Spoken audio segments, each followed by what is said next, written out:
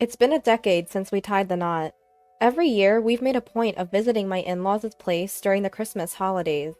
As it does every year, that time is fast approaching again. The truth is, every year's Christmas is a severe strain for me. Yes, that's right. I've been having major issues with my mother-in-law, and just the thought of it weighs me down. As December draws near, I feel my spirits sink lower and lower. Every year, I rack my brains, wondering if there isn't some way out of this. My name is Lisa. I fell in love with my husband at work, and we've been married for 10 years now. I knew my mother-in-law was a bit of a busybody when we went to announce our engagement, but I never thought things would come to this. I suppose I should have been more level-headed, but at the time, I was so smitten with Paul that I didn't see the signs. I remember it as if it were yesterday. I splurged on famous chocolate as a gift, but my mother-in-law's first words were, "You shouldn't have bothered. I hate chocolate. You were so rude to give me what I don't like." Caught off guard by her words, all I could say was, "I'm sorry." "One can tell a lot about you from a simple gift. I wonder if you can get along well with Paul," she said. After 3 years of marriage, I finally got pregnant and I gave birth. My mother-in-law was making a fuss about how useless I was as a wife for giving birth to a girl. Her words hit me hard as I was dealing with my first childbirth. And since then, problems with my mother-in-law only got worse. "Lisa, why didn't you give birth to a boy who will be the heir? We don't need a girl. Please give birth to a boy. If you can't do that, you're disqualified as a wife." Paul should have married a younger wife. A wife older than her husband is the worst. My mother-in-law would say things like that without considering my feelings. Of course, I talked to Paul about it, but he had no intention of defending me. "Don't take everything she says so seriously," he would say, which was just horrible. Each time, I would confide in Sarah, my sister-in-law. I've been getting along well with her since the first time I was dating Paul. And since I'm an only child, I saw her like a real sister. But my mother-in-law would call me every day asking if I had a child yet. I couldn't stand being treated as if my daughter was unwanted.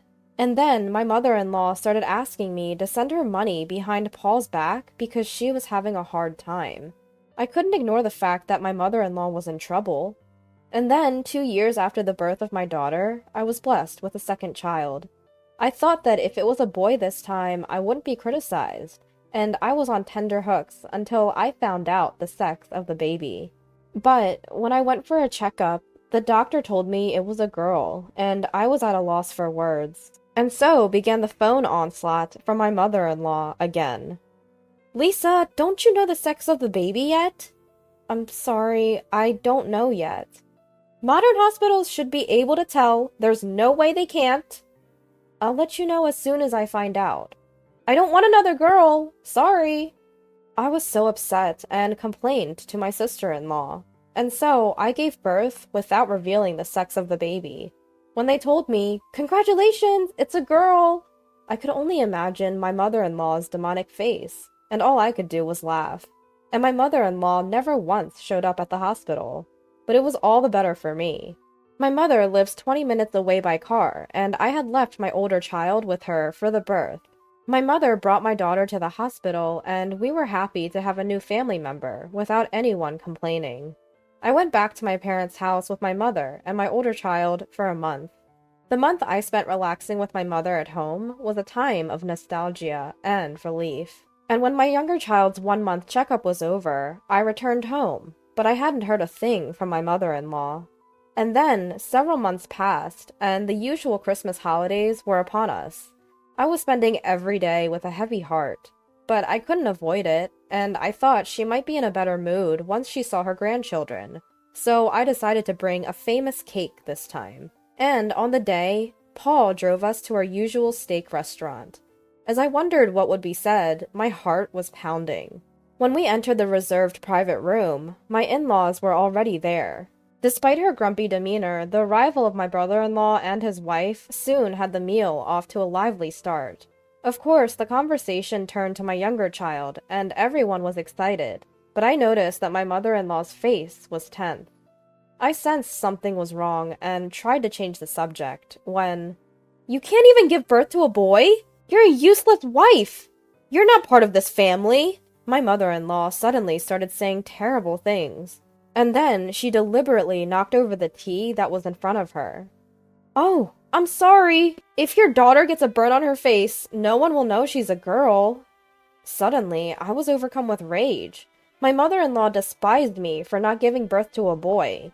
During a meal with my in-laws, the moment my mother-in-law said, "What a complete letdown of a woman!" a plate suddenly flew from where my father-in-law was sitting. What are you doing?" I was just shocked. I couldn't believe the usually mild-mannered father-in-law would throw a plate. This time, it seemed like my father-in-law turned the table on mother-in-law, which I must admit felt good. Next, my father-in-law yelled, "Enough! What right do you have to say such things? The child born has no sin. The real letdown of a woman is you." What are you talking about? Don't joke around. A wife who can't give birth to a boy is like garbage. Such an insolent woman. What are you, who only gave birth to boys? I wanted a girl, but the child that was born has no sin. It doesn't matter if it's a girl or a boy. There's no way it doesn't matter. Boy! Boy, boy, boy! Only boys have value. Worthless wife, worthless granddaughter, hopeless. See, you admit it, so you have nothing to say. I was holding back my tears, but at the moment when I was about to break down with a sound, "You! Enough already! Lisa has given birth to 2 children. What more do you want? They're not your children. You don't help raise them, you just demand a boy out of your own selfishness. If you want a boy that much, why don't you give birth yourself? Of course, that's impossible for an old woman like you." Hey, stop it now. What you've been doing isn't just bullying. Even when you got an expensive chocolate, you said, "I hate chocolate," even though you can't afford to buy such a chocolate. When will you have a child? I don't need a girl. You're useless as a wife. Serve me. Send me money. Get a job and make money. You're getting carried away, you stupid-looking old woman. Then my brother-in-law clapped his hands. And after him, Paul also started clapping. Huh? What's going on? I didn't understand anything. I'm a man, so I didn't get involved. But I'm surprised. My real mother is a professional daughter-in-law bully. Huh? What are you talking about? I don't understand. Who's bullying daughter-in-law? You. There's no one else who would do that. I was almost abandoned by my beloved wife. Huh? Men are insensitive and useless, brother. Absolutely. In comparison, women's intuition is terrifyingly accurate. You can't cheat. Hey, what are you saying? It's obviously a joke, Sarah. Take over. Roger? What? Are you guys some kind of fraudulent group? What do you think of your real mother? What do you mean, fraudulent group? You're talking about yourself. What? Why me? You know a man named Mr. Brown, right? Huh? I don't know such a person. What are you talking about? My mother-in-law was clearly flustered. She was trying hard to change the subject with an innocent look. Then, my sister-in-law continued the conversation. What's this daughter-in-law bullying circle? Huh? I don't know. I don't know such a thing. Catch old mother-in-laws and invite them to the circle. Teach the members your invited techniques, traps, and ways to bully their daughter-in-laws. Every week you hold seminars and have a good time with the outrageous old ladies. You've been practicing the daughter-in-law bullying. You're a shitty mother-in-law. Invited by Mr. Brown, you were helping and aiding. Mr. Brown's aim was to earn money by holding seminars, but Mr. Brown was short of funds and was extorting you. You were extorting Lisa for money every month. When the money didn't come in as you expected, you vented your frustration on Mr. Brown and practiced daughter-in-law bullying. Do you think such a rotten, shitty mother-in-law will be forgiven? Mother-in-law? What does this mean? That's not true! Everything Sarah is saying is a lie. I want you to stop! Then what's this? My sister-in-law pulled out an envelope from her bag and showed the photo, and my mother-in-law's eyes were wide with surprise. This is a photo from your seminar, right? You're looking pretty friendly with Mr. Brown. And what's this? Walking arm in arm is strange, isn't it? This is unacceptable. I was confused by this unexpected event, but now I understand why you've been bullying Lisa. My wife is too strong-willed. You can't win against her. Stop joking around. I didn't know anything and let it slide. But it won't go unpunished. Misunderstanding! Misunderstanding. Enough. Let's stop. I haven't done anything. After all, you're just misunderstanding and overreacting. It's natural to have a few close friends.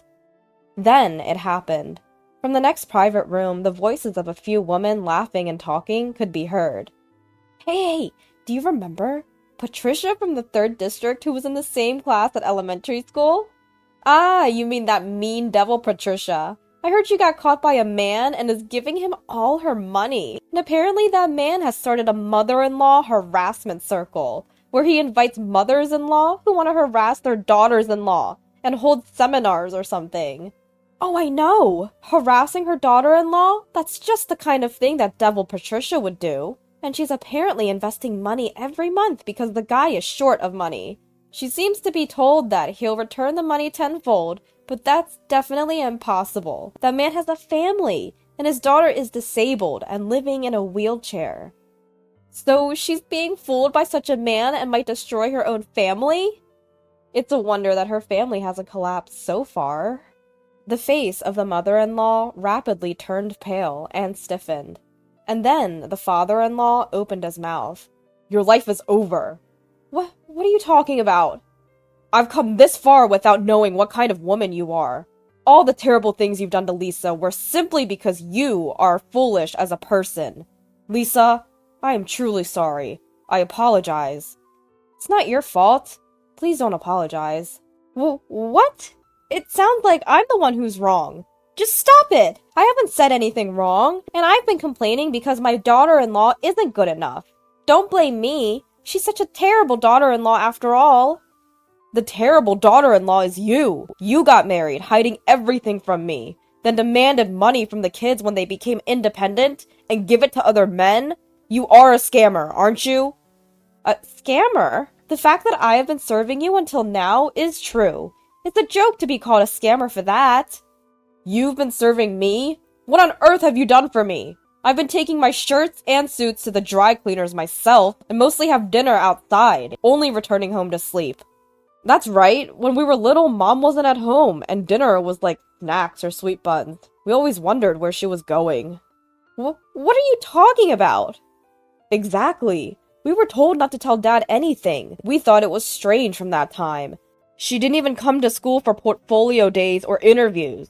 When I was taking high school entrance exams, the only person who helped me was my teacher.